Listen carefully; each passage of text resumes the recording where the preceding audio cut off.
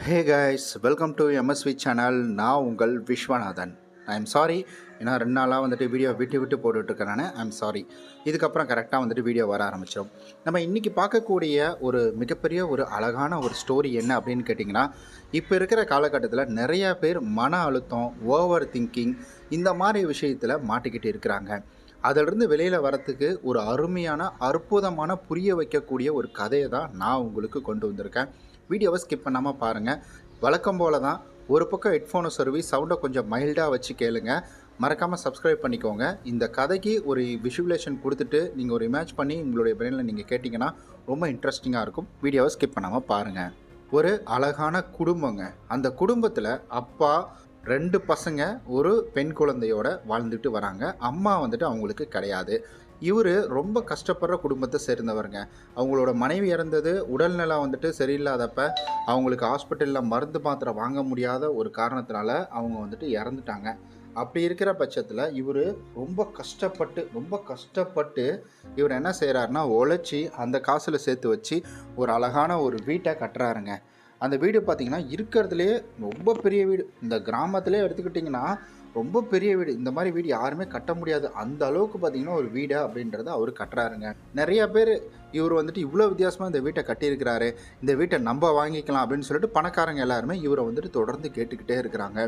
இவரும் என்ன பண்ணுறாருன்னா, அதெல்லாம் முடியாது, நான் வந்துட்டு ஆசையாக கட்டின வீடு, இந்த வீட்டை யாருக்குமே கொடுக்க முடியாதுன்னு சொல்லிட்டு நிறைய பணம் சம்பாதிக்கிறதுல இவர் வந்து அதிக கவனம் செலுத்திக்கிட்டே வராரு. இவருக்கு சின்னதாக ஒரு பிரச்சனை இருக்குங்க. சின்னதுன்னு சொல்ல முடியாது, அதுதான் மிகப்பெரிய ஒரு பிரச்சனைன்னு கூட சொல்லலாம். எப்படின்னா, ஒரு விஷயம் நடந்துருச்சுன்னா அதை அதிகமாக யோசிக்க ஆரம்பிப்பார். இப்போ ஒரு எடுத்துக்காட்டுக்கு ஒரு பைக் வாங்குறாரு அப்படின்னா, அந்த பைக்கில் வெளியில் போயிட்டுருக்குள்ள ஒருவேளை ஏதாவது விபத்தாயிடுச்சுன்னா அப்படின்னு வந்துட்டு யோசிப்பார். இப்போ வருமுன் காப்போம் அப்படின்ற மாதிரி ஒரு இன்சூரன்ஸை போட்டு வைக்கிறோம், அது வேற. ஒவ்வொரு தடவையும் இவர் வண்டி எடுக்கக்குள்ளெல்லாம் என்ன யோசிப்பார்னா, இது நம்ம போயிட்டு வரோம், திரும்ப வீட்டுக்கு வருவோமா, இந்த மாதிரிலாம் யோசிக்க ஆரம்பிச்சிட்டாரு. வெளியில் எங்கேயாவது ஒரு விபத்து யாருக்காவது ஏற்படுது, அங்கே கூட்டமாக இருக்கிறாங்க அப்படின்னா டக்குன்னு நம்ம ஃபேமிலியில் இருக்கிறவங்க யாராவது அங்கே இருப்பாங்களோ அப்படின்ற மாதிரி யோசிக்க ஆரம்பிச்சிடுவார். அவரோட மனைவி இறந்ததுலேருந்து இவர் இப்படி தாங்க ஆகிட்டார். இதுதான் ஓவர் திங்கிங் அப்படின்னு சொல்லுவாங்க. ஸோ ஒரு விஷயத்தை பற்றி யோசிக்கிறது தப்பு கிடையாது, அதை எப்போவுமே யோசிச்சுக்கிட்டே இருக்கிறது. இப்போ நமக்கு ஏதாவது கெட்டது நடந்துருமோ அப்படின்னு யோசிக்கிறது வந்து தவறே கிடையாது. அதை நம்ம சரி செஞ்சுக்கலாம். ஏன்னா கெட்டது வரக்கூடாதுன்னா நம்ம அலர்ட்டாக இருக்கிறோம், நம்மளோட பிரெயின் அந்த வேலையெல்லாம் பார்த்துட்ருக்கு. ஆனால் நமக்கு கெட்டது வந்துடும் அப்படின்னு யோசிச்சிட்டே இருக்கக்கூடாது. பட் இவரோட திங்கிங் பார்த்திங்கன்னா அப்படி தான் இருக்கும். இப்படியே நாட்கள் போய்கிட்டே இருக்குதுங்க. ஒரு நாள் இவர் மிகப்பெரிய ஒரு பணக்காரர். அந்த பணக்காரர் வந்துட்டு இவரை நல்லா சமாதானப்படுத்துகிறாரு. நிறையா விஷயங்களை சொல்லி என்ன செய்கிறாருன்னா, அந்த வீட்டை இவர் பேருக்கு மாற்றலாம் அப்படின்னு சொல்லிட்டு அவர் பேசிக்கிட்டு இருக்காருங்க. ஆனால் இவர் ஒரு பிஞ்சு கூட இவர் யோசிக்கவே இல்லை முடியாது, என்னால் பண்ண முடியாதுன்னு சொல்லிட்டு இவர் போயிட்டார். அப்புறம் அந்த பசங்கள்லாம் வந்துட்டு அந்த வீடு வாங்கணுன்னு வந்தார் பார்த்தீங்களா, அவர்கிட்ட பேசுகிறாங்க. அப்போ வந்து அப்போ நாங்கள் எப்படியாவது சம்மதிக்க வைக்கிறோம் அப்படின்னு சொல்லிட்டு பேசுகிறாங்க. இப்படியெல்லாம் நாட்கள் இப்படியே வந்துட்டு போயிட்டுருக்கு. அப்புறம் இப்படி போயிட்டுருக்குள்ள திடீர்னு என்ன ஆகுது பார்த்தீங்கன்னா, வேலையை முடிச்சுட்டு இவர் வீட்டுக்கு வந்துட்டுருக்காருங்க. வீட்டுக்கு வந்துட்டுருக்கக்குள்ள தூரத்தில் பார்த்திங்கன்னா நிறைய பேர் கும்பலாக நின்றுட்டுருக்காங்க. இதை பார்த்த உடனே என்னாச்சுன்னு தெரியலையே, இவ்வளோ பேர் நின்றுட்டுருக்காங்களே, யாராவது நமக்கு தெரிஞ்சவங்களுக்கு ஏதாவது ஆயிருக்குமோ, நம்ம பசங்களுக்கு ஏதாவது ஆயிருக்குமோ அப்படின்னு சொல்லிட்டு இவர் யோசிச்சுக்கிட்டே பயந்துக்கிட்டே அங்கேருந்து வராருங்க.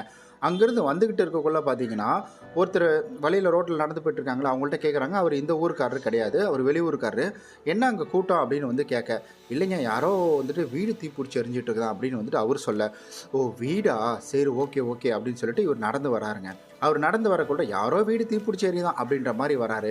அப்படி நடந்து யோசிக்கிட்டே வராரு. இந்த விஷயத்தை யோசிக்கிறத விட்டுட்டார். இந்த தீப்பிடிச்சி எரியறத நல்ல வேளை நம்ம வீடு தப்பிச்சிருச்சுல அப்படின்ற மாதிரி யோசிச்சு மட்டும் இவர் அடுத்தது இவர் நடந்து வந்துக்கிட்டே இருக்காரு. நடந்து வந்துகிட்டே இருக்கக்குள்ள தெரிஞ்சவங்க வராங்க. என்னப்பா பொறுமையாக வந்துட்டு இருக்கிற, உன் வீடு தான்ப்பா தீப்பிடிச்சி எரியுது அப்படின்னு வந்து சொல்கிறாரு. அப்போ இவர் ஒன்றும் புரியல, இவருக்கு பதறி அடிச்சுக்கிட்டு ஓடுறாரு. ஐயோ என் வீடு தீப்பிடிச்சரியுதுன்னு ஓடுறாரு. அந்த கூட்டத்தெல்லாம் பிடிச்சி தள்ளி விட்டுட்டு கீழே வந்துட்டு தண்ணியை மட்டும் ஊற்றுறாரு, மண்ணள்ளி கொட்டுறாரு, புலம்பிக்கிட்டே இருக்கிறார். என் வீடு போச்சே, அப்போயே அவ்வளோ பேர் கேட்டாங்களே, நான் இப்படி தப்பு பண்ணிட்டேனே, என் வீடு போச்சேன்னு சொல்லிட்டு புலம்ப ஆரம்பிச்சார். நெஞ்சு வலியே வர ஆரம்பிச்சிச்சிங்க. நெஞ்சு வலி வந்தோடனே எல்லாருமே வந்து தண்ணி தெளித்து எழுப்பி விட்றாங்க. மூஞ்சில் தண்ணி தெளித்து வந்துட்டு எழுப்பி விட்றாங்க. தண்ணி தெளித்து எழுப்பி விட்ட உடனே இவரோட பையன் வந்துட்டு சொல்கிறாரு, அப்பா நீங்கள் பயப்படாதீங்க, நாங்கள் வந்துட்டு இந்த வீட்டை விற்றுட்டோம் அப்படின்னு வந்து சொல்ல. வீட்டை விற்றுட்டியா, என்னப்பா சொல்கிறேன்? ஆமாப்பா விற்றுட்டோம், அவர் வந்துட்டு இந்த இடத்த வாங்கிக்கிட்டாரு ஒருத்தர், நம்ம வீடு இல்லைப்பா இது, இப்போ அவர் வீடு தானே அப்படின்னு சொன்ன உடனே இவருக்கு வந்துட்டு அப்போ தான் நிம்மதியாகுது. அப்பா எப்பா ஒரு வழியாக வீட்டை விற்றுட்டோமா, இருந்தாலும் வீட்டுக்குள்ளே இருக்க பொருள் சரி பரவாயில்ல விடு, வீடை விற்றுட்டோம், இதுக்கப்புறம் என்னப்பா நமக்கு பொருள் கூட நம்ம ஏதாவது காசு போட்டு வாங்கிக்கலாம் அப்படின்னு சொல்லிட்டு மனசை தேத்திக்கிட்டு இவர் அங்கேருந்து கூட்டத்தோட கூட்டமாக நின்று வேடிக்கை பார்க்க ஆரம்பிக்கிறாரு.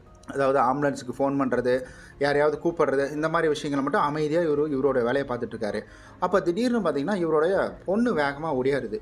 பொண்ணு வேகமாக ஓடியாந்து, என்னப்பா நீங்கள் நின்று வேடிக்கை பார்த்துட்ருக்கீங்க, தண்ணி மட்டும் ஊற்றுங்கப்பா, அணைங்கப்பா, என்னப்பா நம்ம வீடு எரிஞ்சிட்ருக்கு அப்படின்னு வந்து சொல்ல, அப்புறமேட்டுக்கு தான் இவர் சொல்கிறாரு, ஏம்மா இல்லைம்மா, இது போல் வந்துட்டு அந்த வீட்டுக்கு தான் அண்ணன் காசு வாங்கிட்டார்ல, நம்ம வீடு கிடையாது அது அப்படின்னு வந்து சொல்ல.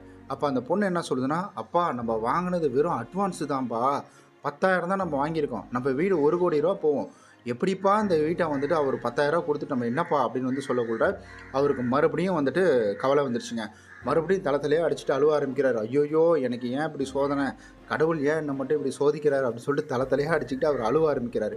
இப்படி அழுதுகிட்டே இருக்கக்குள்ள கடைசி பையன் வரான். கடைசி பையன் வந்து, அப்பா ஒன்றும் பிரச்சனை இல்லை, நீங்கள் தயவு செஞ்சு அழாதீங்க, நீங்கள் வந்துட்டு இந்த வீட்டை அந்த நம்ம ஒரு ஆள் சொன்னோம் பார்த்தீங்களா, அவர்கிட்ட அட்வான்ஸ் வாங்கணும்ல, அவர் சொல்லிட்டாரு இது உங்கள் மேலே தப்பு கிடையாது, ஏதோ ஒரு விபத்துனால இந்த வீடு எரிஞ்சு போச்சு, அதனால் இதனுடைய முழு தொகையும் நானே கொடுத்துட்றேன் அப்படின்னு வந்துட்டு சொல்லிட்டாராம்.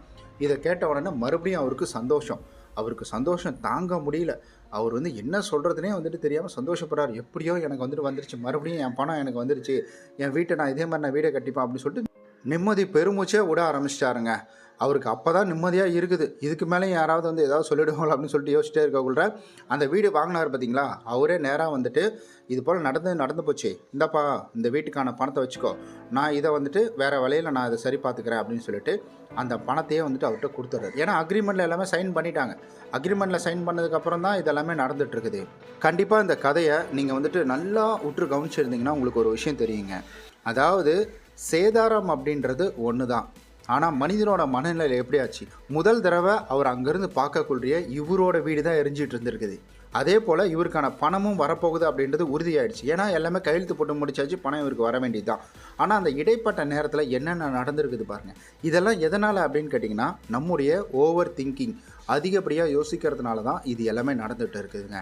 இவர் முதல்ல ஒருத்தரை பார்த்தாரு, யாரோ வீடு எரியுதுன்னு சொன்னாங்க, கூட்டமாக இருக்குன்னு பார்த்து பயந்தார். அதுக்கப்புறம் யாரோ வீடு எரியுதுன்னு சொன்னோன்னே இவர் மனசு பார்த்திங்கன்னா நிம்மதி ஆகிடுச்சு. அதற்கு அடுத்தது வரக்கூட உன் வீடு எரியுதுன்னு சொன்னோன்னே இவருக்கு பக்குன்னு ஆகிடுச்சு. அதுக்கப்புறம் ஓடுறாரு. அங்கே போனோடனே இவரோட பையன், பா வீட்டை விற்றுப்பிட்டம்பா, நீ ஏன்பா அழுவுற, நமக்கு பணம் வந்துடும்பா அப்படின்னு சொல்லி அவர் பேச, அப்போ நிம்மதி அடைகிறார். அப்புறம் பொண்ணு வந்து நம்ம அட்வான்ஸ் தானே வாங்கியிருக்கோன்னு சொல்ல, மறுபடியும் வந்துட்டு இவருக்கு நெஞ்சு வலி வர ஆரம்பிக்கும். மறுபடியும் இன்னொரு பையன் வந்துட்டு சொல்கிறாரு, இல்லைப்பா நம்ம அந்த அவர் வீட்டை வாங்கினவர் அவர் முழு அமௌண்ட்டு கொடுத்துட்றேன், அவரோட பொறுப்புன்னு சொல்லிட்டாருப்பா அப்படின்னு வந்துட்டு சொல்ல, இதுக்கப்புறம் பார்த்திங்கன்னா இவருக்கு நிம்மதி அப்படின்றது பர்மனெண்ட்டாக வர ஆரம்பிச்சு. இதுதாங்க லைஃபு.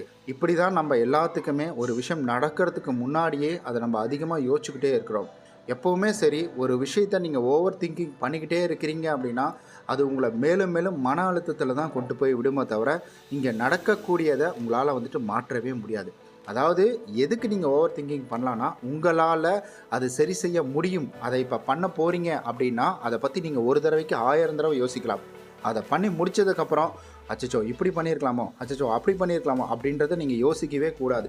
நெக்ஸ்ட் டைம் பார்த்தீங்கன்னா நீங்கள் இதை பண்ணக்குள்ள அப்போ நீங்கள் இதை வந்துட்டு யோசிக்கணுமே தவிர, மற்றபடி நம்ம செஞ்சு முடித்ததுக்கப்புறம், அதாவது நம்மளால் சரி பண்ண முடியாத விஷயங்களை நம்ம அதிகமாக யோசிக்கவே கூடாது. இது உங்களையும் சரி, உங்களை சுற்றி இருக்கிறவங்களையும் சரி, ஒழுங்காக வாழவே விடாது. இந்த ஓவர் திங்கிங் அப்படின்றது ஷார்ட் டைம் ப்ளஷர்னால தான் நமக்கு வந்துட்டு இது ஏற்படுங்க. தயவு செஞ்சு இது போன்ற வந்துட்டு தவறான பழக்க வழக்கங்களை கைவிட்டுருங்க. இந்த போதை பழக்கம், அதுக்கப்புறம் இந்த படங்கள் பார்க்குறது, இது எல்லாத்தையுமே கைவிட்டுருங்க. இது எல்லாமே என்ன செய்யும் அப்படின்னா, உங்களுடைய பிரெயினுக்கு ஒரு ஷார்ட் டைம் ஒரு சொல்யூஷனை கொடுக்கும். அதை நம்ம என்ன யோசிப்போம்னா, நமக்கு ஏதாவது ஒரு விஷயம் நடக்குதுன்னா அது எக்ஸைட்மெண்ட்டே ஆக மாட்டோம். அது வந்துட்டு ஓ அவ்வளோதானா அப்படின்ற மாதிரி தான் இருக்கும். அதனால் தயவு செஞ்சு இந்த ப்ரெஷரை எடுத்துக்காதீங்க. அதே போல் வந்துட்டு எல்லா விதத்துலேயுமே இது ஒரு கெடுதலான ஒரு விஷயம்தான்.